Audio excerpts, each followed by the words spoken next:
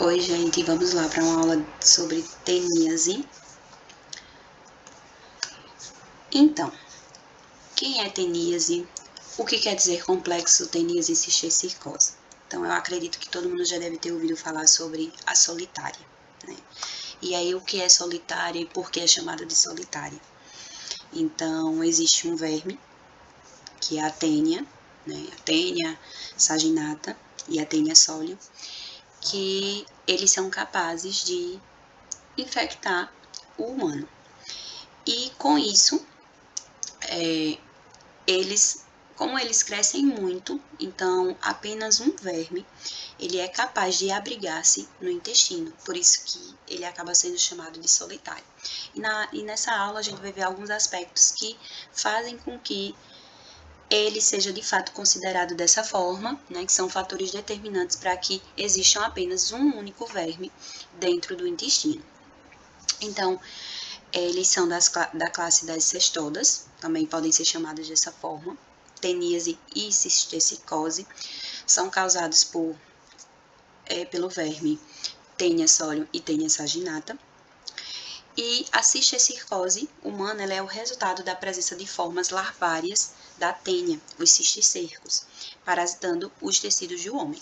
Então, qual é a diferença da cisticercose para a teníase? É que a cisticercose ela vai se abrigar, se desenvolver no tecido, no músculo. E aí, não só no músculo, no músculo esquelético, mas também ele pode chegar até a região do cérebro. E aí a gente vai observar essas características ao longo dessa aula. Aqui a gente tem, primeiro, a diferença entre a tênia solium e a tênia saginata, né? Se a gente observar essa estrutura aqui, que é a estrutura da cabeça desse parasita, é o Escolex. Então, existe uma diferença aqui entre as ventosas, que existem na saginata e na tênia solium. E na tênia solium ainda tem a presença dos ganchos bem desenvolvidos. Então, essa aqui é a principal diferença entre eles.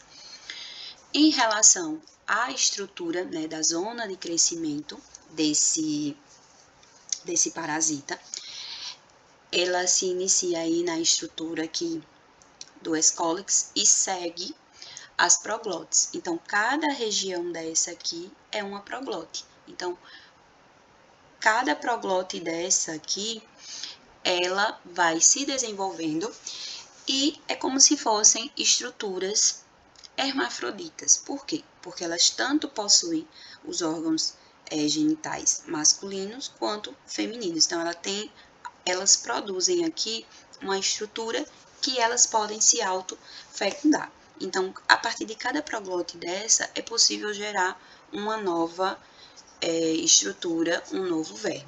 Mas aí, como eu falei para vocês no início, como a tênia, ela é uma estrutura muito grande, ela é um verme muito grande, então apenas um vai conseguir se desenvolver por completo.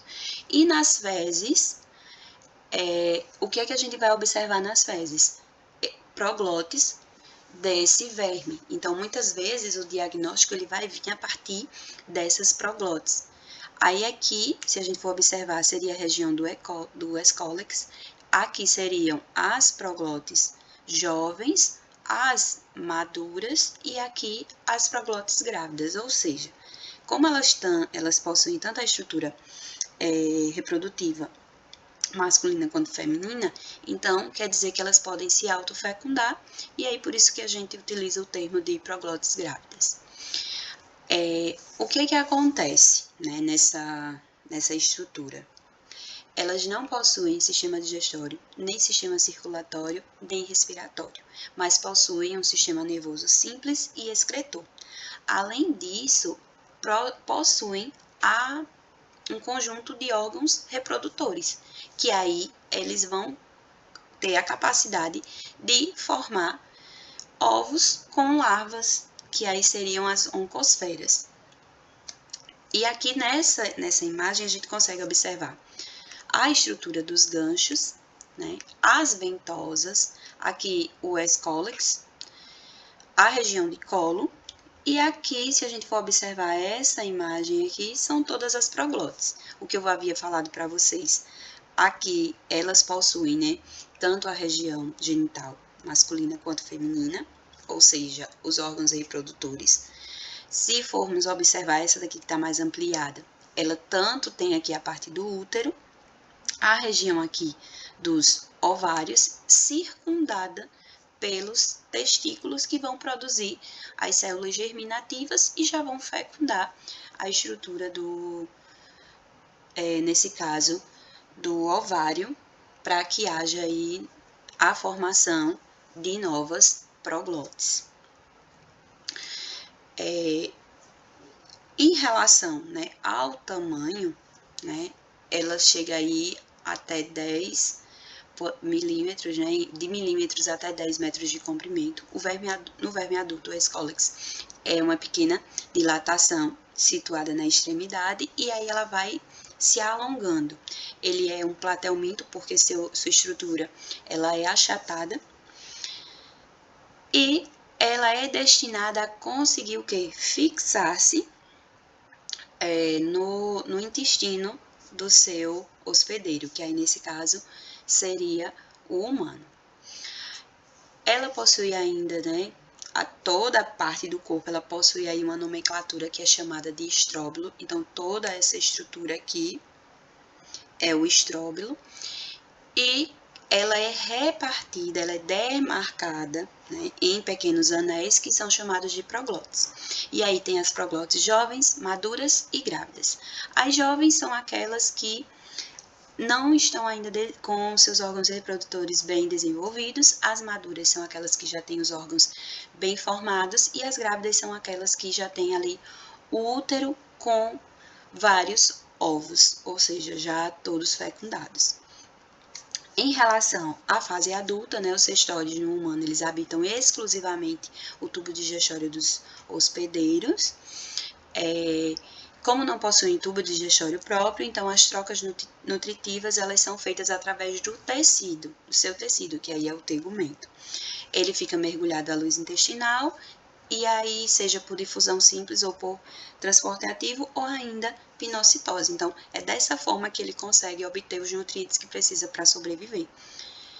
Aí aqui a gente tem o ciclo biológico. Então, de onde que vem ou onde que a gente pode encontrar esse parasita?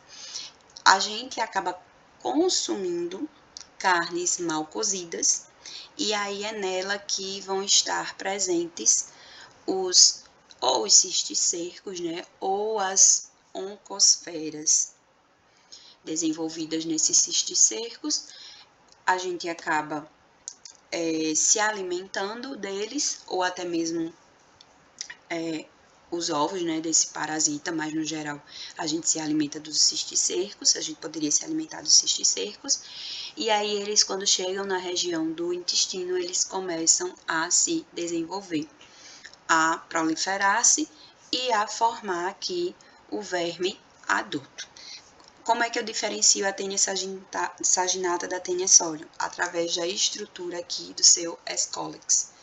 Através das ventosas. A saginata, as ventosas são na parte aqui superior e a solium é na parte lateral. A tênia saginata, ela é comum em bovinos e a tênia solium, ela é comum em suínos.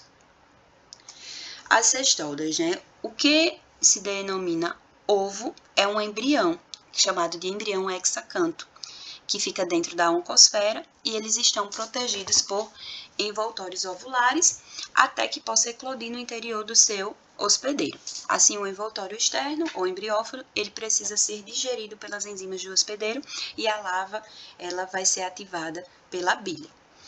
A larva, né, ela se rompe e aí ela vai penetrar a mucosa e é bem interessante porque na larva, né, dentro do ovo, a larva ela já vai começar a desenvolver esses espinhos.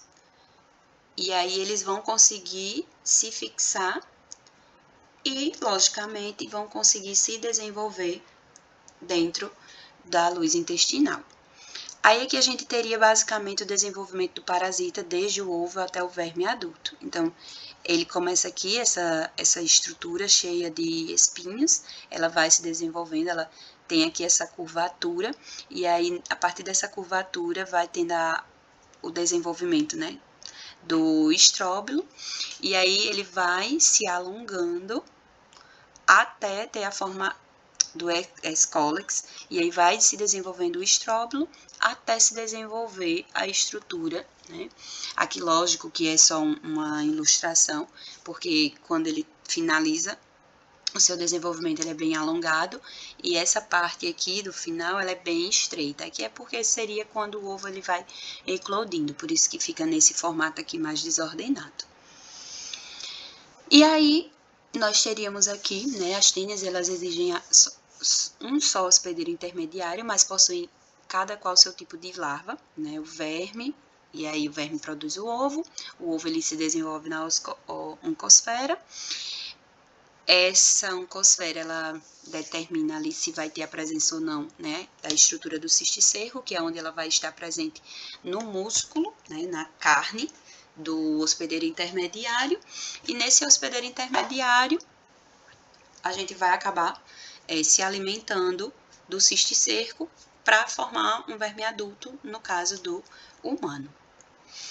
O ovo, descrevendo o ciclo, né, ovoproglotes grávidas ingeridas pelos animais no intestino, as oncosferas, elas se desenvolvem, invadem a parede intestinal e migram para os músculos estriados na forma de cisticercos. A carne crua ou mal cozida, ingerida pelo humano, ela vai diretamente, né, para o intestino delgado, onde vão se desenvolver os vermes adultos e vão ser eliminados nas fezes. Aqui a gente tem a diferença, né, e, enfim, qual seria o hospedeiro intermediário, Taenia solium, porco, Taenia saginata, boi. E aí, no caso da Taenia saginata, ela pode medir até 12 metros de comprimento, então ela é extremamente grande. O seu hospedeiro intermediário é o gado bovino.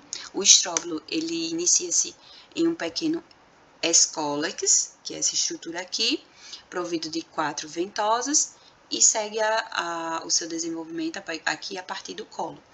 E vão ter, né, nesse caso, as proglotes jovens, maduras e grávidas.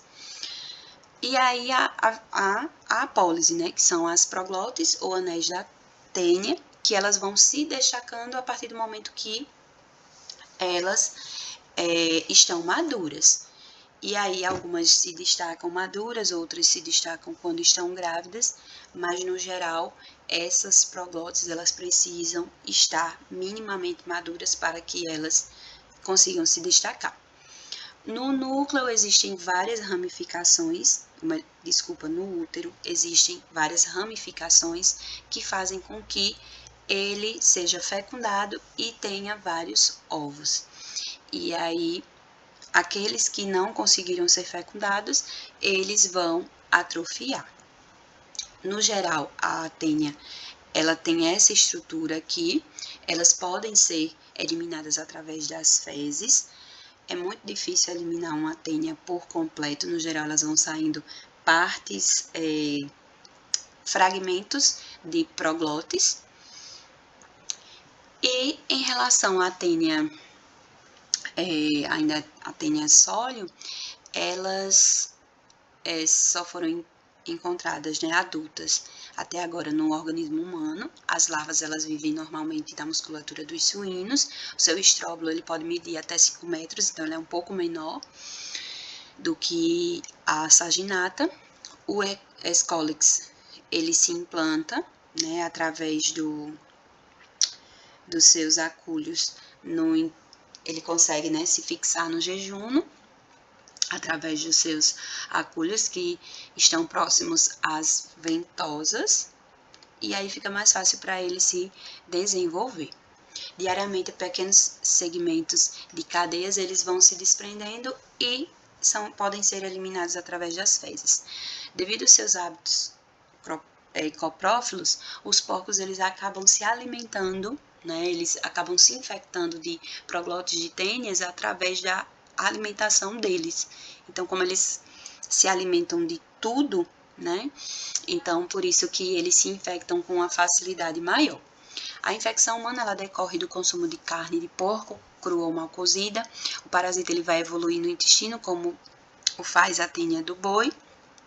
E após algum tempo, então não podem chegar até entre 60 e 75 dias depois da sua infecção. Então, ele demora um tempo, um certo tempo, alguns meses, para poder evoluir. Aí começam a eliminar passivamente, de mistura com fezes, pequenas cadeias de proglotes.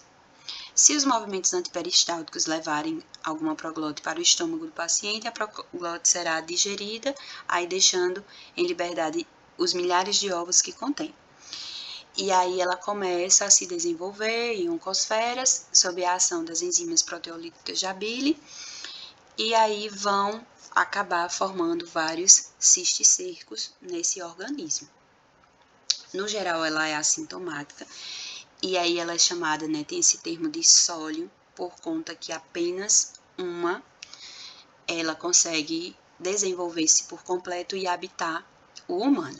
O paciente que se dá conta da sua presença, na verdade, da sua presença ao notar a expulsão, né, das proglotes, no geral, da tênia saginata, que se encontra na cama, na roupa íntima, que aí é a única forma, né, dela acabar saindo do corpo, ou, logicamente, nas evacuações. Quais são os sintomas, né? Dor epigástrica, com caráter de dor de fome, aquela dor no estômago, semelhante a você achar que está com fome, perda de peso, dor abdominal, náuseas, constipação intestinal, diarreia, prurido anal, eosinofilia, né, aumento aí de eosinófilos e IgE, por conta que acaba tendo também um processo ali alérgico, hipersensibilidade, obstrução intestinal. O período de incubação, como eu havia mencionado, como ele vai entre 60 e 75 dias, então ele vai depender do organismo, então a incubação seria entre 2 a 3 meses. Complicações: obstrução do apêndice, colicistite,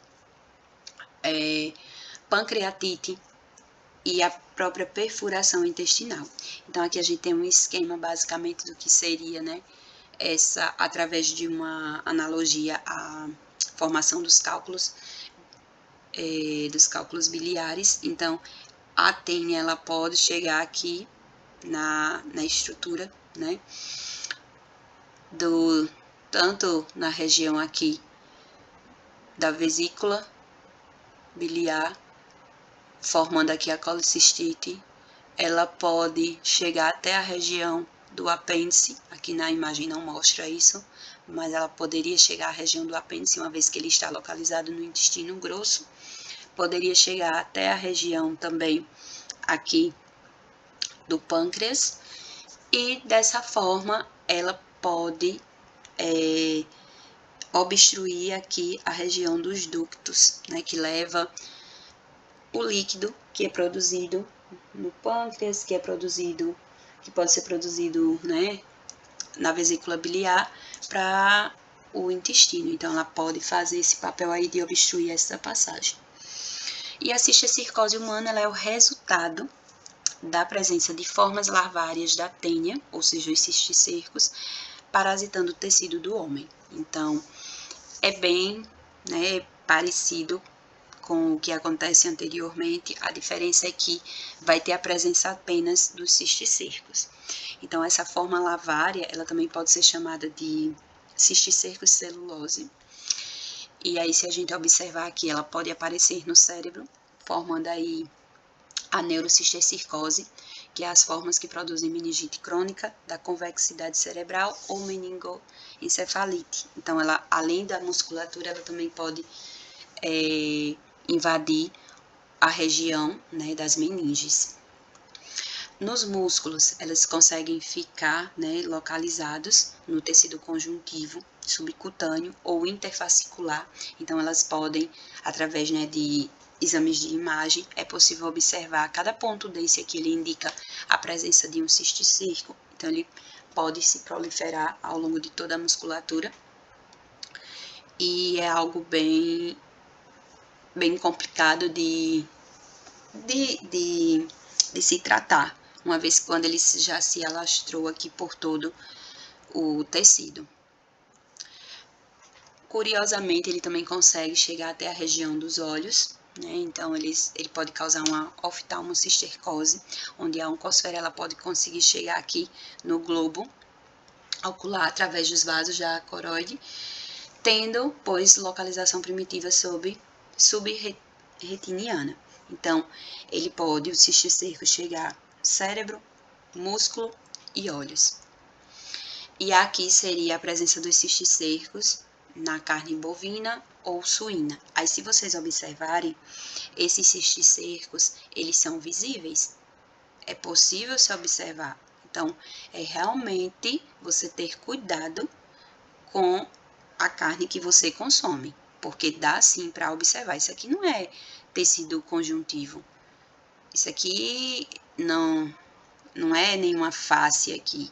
Aqui realmente é o cisticerco da tênia. Então, isso aqui dá para ser observado.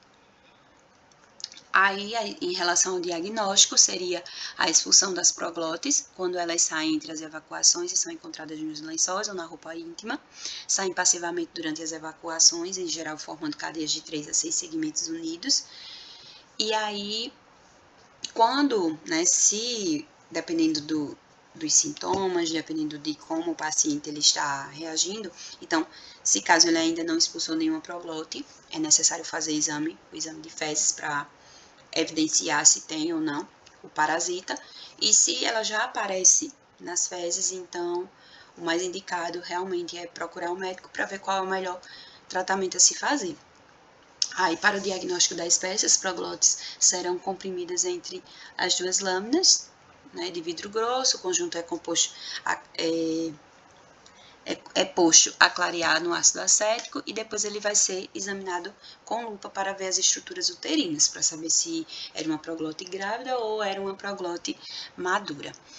Aí, nos 3 primeiros meses da infecção, não se encontram proglotes nem ovos, ou seja, é um processo que ela ainda está em desenvolvimento. Aí, após esse período, é que esse verme ele consegue aí depositar ovos ou então proglotes maduras nas fezes. Então, ela precisa de fato se desenvolver para poder ser feito um melhor diagnóstico. Os medicamentos que são mais utilizados, niclosamida, praziquantel e mebendazol. São os clássicos, né? Principalmente o mebendazol, ele sempre vai estar presente aí como anti-helmíntico. Só a eliminação ou destruição do E. coli não assegura a cura. Então, outra situação que é bastante interessante é que nenhum tratamento ele é ovicida. Então, pode ser que mesmo na tentativa ali, o E. coli, ele morreu, né? Ele foi destruído, mas ainda assim, se tiver algum ovo desse parasita no organismo, ele pode se desenvolver novamente, né? Então, é necessário aguardar aí em torno de 3 a 4 meses para refazer o exame e caso, né, seja necessário começar o tratamento novamente. Era isso que eu tinha para mostrar para vocês e até breve.